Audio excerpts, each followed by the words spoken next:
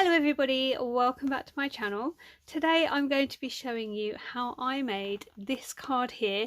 It's a Retiform card which was featured in issue number 212 of Papercraft Essentials. Now before I get into the video, I would just like to ask that if you're not already subscribed to my channel, you hit the subscribe button and help my channel grow. And if you do enjoy this video or find it useful, please also remember to hit the thumbs up button. So as I was saying, this card was featured in this month's issue of Papercraft Essentials. It's such an honour to have a card in a magazine, I can't even tell you. It's so exciting. And I thought, you know what, let's do a video and show you how I made this. So I have done the Retiform technique on my channel before, but I thought, well, let's do this one blow by blow so you can see how it was done. So for this card, we're going to be needing some post-its. I have some jute, I have some glossy accents, I've got the stamp set that I used. Now I did use this one for the card, as you can see, and it's called Adventure. In the magazine it says Sea Life. That's actually the other stamp set, so we're using Adventure. Then I have my ever faithful pre-fold card blank. Today we're working with a 5x7 pre-fold card blank. This is by Craft UK. And then I have some pieces of cardstock that I've cut down already. We'll come to those in a second. And the blue cardstock I'm using today has come from the coordinating cardstock. I love this so much, and it takes so much of the guesswork out of picking your colours to go with your makes. I'm also using the 12x12 pad, which is where I got the map DSP from. So let's get into the video. I'm going to grab my distress inks and we'll get started. So we're going to be working on this piece of cardstock first of all. It is nice and smooth, it's really good GSM, and this measures 5 7/8 by 4 1/8.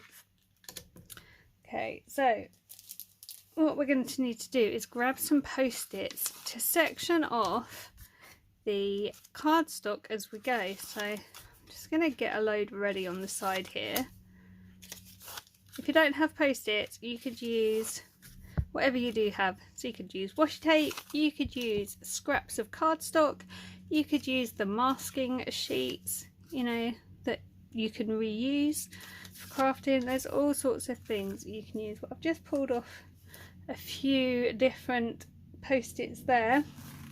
Now I can't guarantee I'm going to get exactly the same layout while I'm doing this, but I'm going to give it a damn good go for you. Now I am going to use the colours of the ink listed in the magazine, so I'm going to start with Mermaid Lagoon, and we're going to put a post-it note all the way across this corner here. I'm going to actually do 2 of them. Just line them up. There we go. So while I'm doing the ink blending, I'm going to put the video on high speed because this table does shake about a lot, and that's really going to make you feel a bit ill. So all the time I'm laying ink down will be on high speed.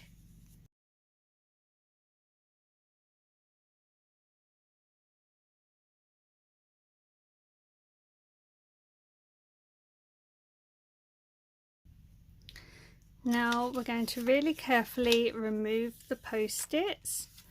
Just be really aware of any ink you might get on your hands when you're doing this. The next thing I need to do is section off the next area for blending. So I'm going to use 2 post-its to do this, and I'm going to go vertically up the page like this. I'm going to grab this one, and I make sure that when I overlap them, I'm going right up to the edge of the post-it, and I keep them nice and straight. There we go.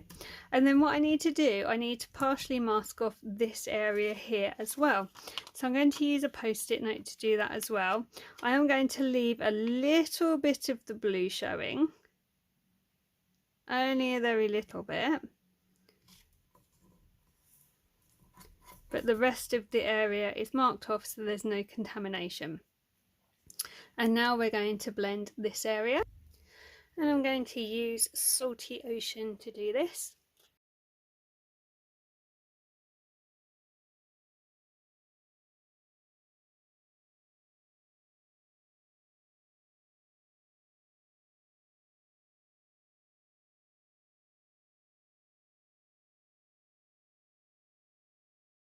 Okay, we're going to repeat the process. We remove these post-its and we're going to mask off our next area. So this time I'm going to go diagonally down like so, and this time I need to mask off this area here, but also this area here. And again, I'm just going to leave a small little border.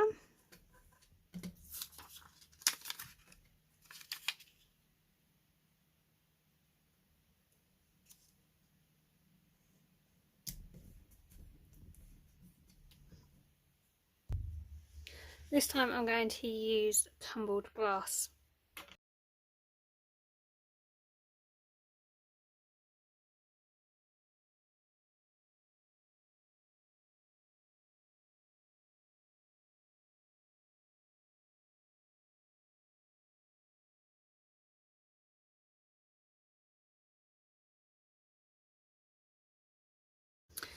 I'm going to remove the post-its again. And this time we're going to section up towards the top corner.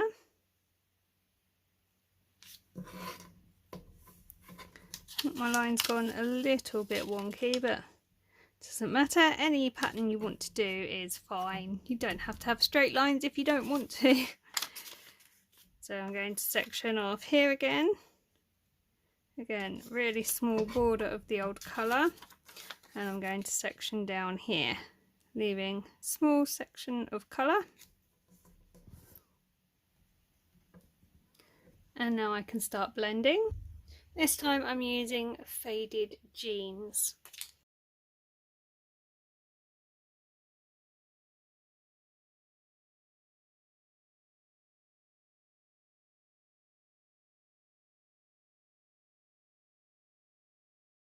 Smooth the post-its again.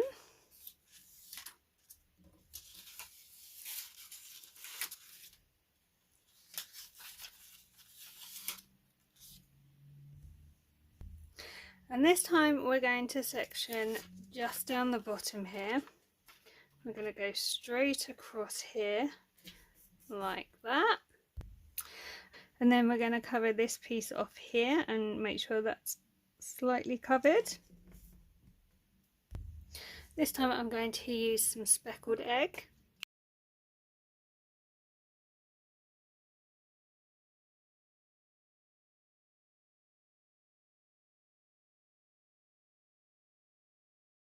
Okay, I'll remove these. It's looking so pretty. And now we're just going to go on an angle between these two.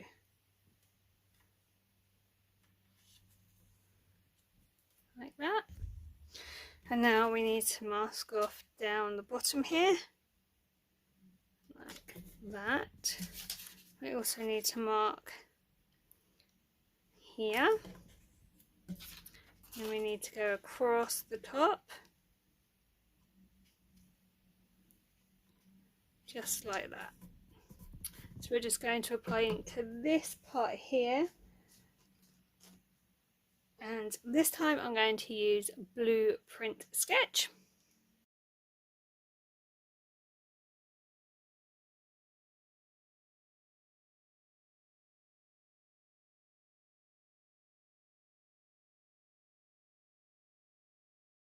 And the last section we have to do is the one that runs up the side there. So we're going to section off just down the bottom here. We're going to section off the blue piece we've just done.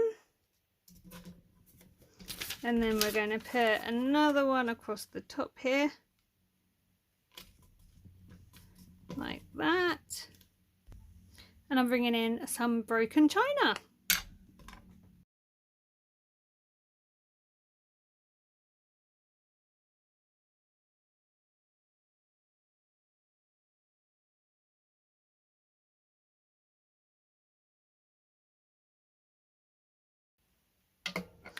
Okay, now we'll remove all of the post-its, and this is what we're left with. So let's have a tidy up and then we'll move on with the next section of the process. Okay, so the next thing we need to do is stamp our images onto the different sections of the topper. So I've got my stamp set, I've got my stamp platform, and I love VersaFine ink for stamping. It's just crisp and beautiful and it gives you the perfect image. So this is the Onyx Black. Let me put you on high speed while I stamp these out.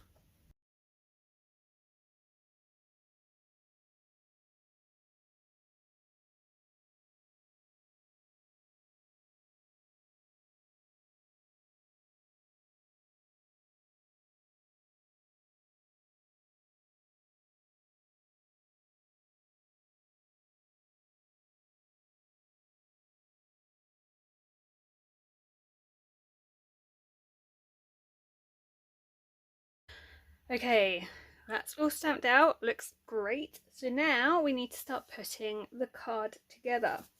So we're going to bring in these bits here. So we have our 5x7 card blank, which we've folded. Now I tend to find that one side is always bigger than the other, and I can see this side is the bigger side, so I'm going to work on this side.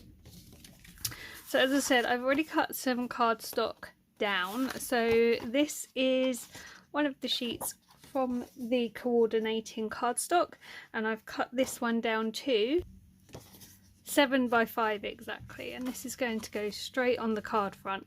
But because one side's slightly bigger than the other, you will see a little bit of white, and I don't actually mind that. Then we have this beautiful piece of map paper from the 12x12 pad, and this one has been cut down to 6 3/4 by 4 7/8, and this is going to match straight onto the blue. So what I'm going to do is really quickly get all of that adhered together, and then I'll come back. The next thing we need to do is cut a piece of jute to the same width as our patterned cardstock. So I've already done that, and we're going to be attaching this across the middle of our card. Now I'm going to be using hot glue to do this, so while my glue gun is heating up, I am going to be attaching my stamped images to a piece of this blue core cardstock from earlier, and this one has been cut to 6 1/8 by 4 3/8. So let's get this stuck on here.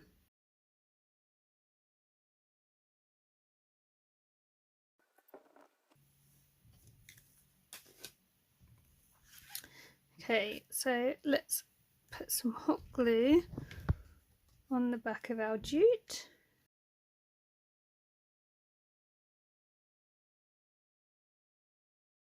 Because I've now added a little bit of height with the jute, I've actually put the topper up onto some foam pads.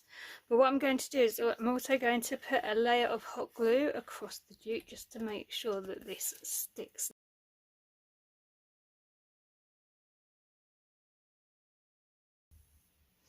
So that's looking fab. All we need to do now is do the sentiment for the cards. We'll move that to one side. I used the happy birthday from Best of British when I made the sample card, so I'm going to use that again. But since I made the card, I have had to trim the stamp, so I'm not sure how this is going to go. I will be using my stamp platform again. I've got a piece of that blue core cardstock that's featured throughout the card, and this is, as I say, from the coordinating cardstock that came as part of the Ocean Tail collection. So when I did this for the sample, I die cut the flag first, but I'm just going to cut it by hand this time because it's really easy to do, and not everyone has the dies. So I'll show you how I do that in a second.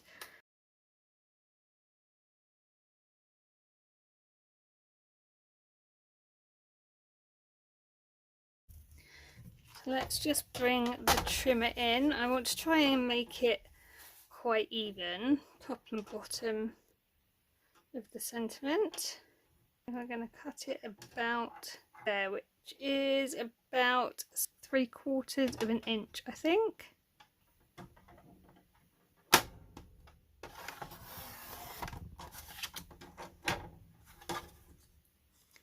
Okay.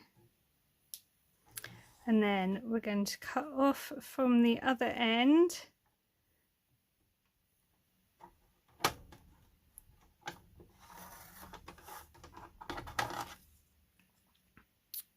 Okay, and then grab my scissors. In the middle we cut in like that, and then from each point you just trim to the cut line we've just made to make the flag. There we go. So that's actually chunkier than the one I made for my sample, but I don't think it matters too much. Might just trim it down a little bit just with the scissors.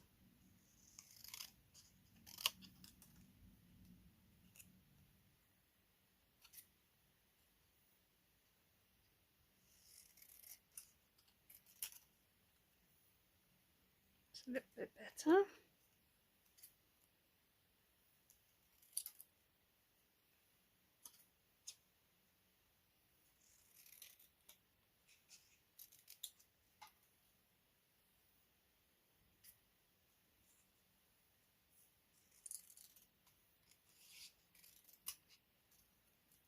That's better. Just keep trimming until you're happy. Obviously, when you get to your sentiment, you need to stop. So that's where we're at now. Let's have a really quick tidy up. Okay, this is all ready to go onto the card. Now on the sample card I had the sentiment coming across this side. This time I've got this big blank area here, so I think I'm going to be putting the sentiment in there to fill that. Now I have put this up on foam pads, and I am going to add a tiny jot of glue to the bottom of each foam pad just to make sure that it does stick. Hopefully this has been really easy to follow along to. If you need anything, if you do have any questions, please just leave me a comment or drop me an email. I'm happy to answer any questions you may have. But hopefully I've covered most things off in the video. I'm just going to pop this one in here like that. Okay, and then the last thing I did on my sample card was I used glossy accents on the sentiment, and I just think it finishes it really nicely. So I'm going to do that again now.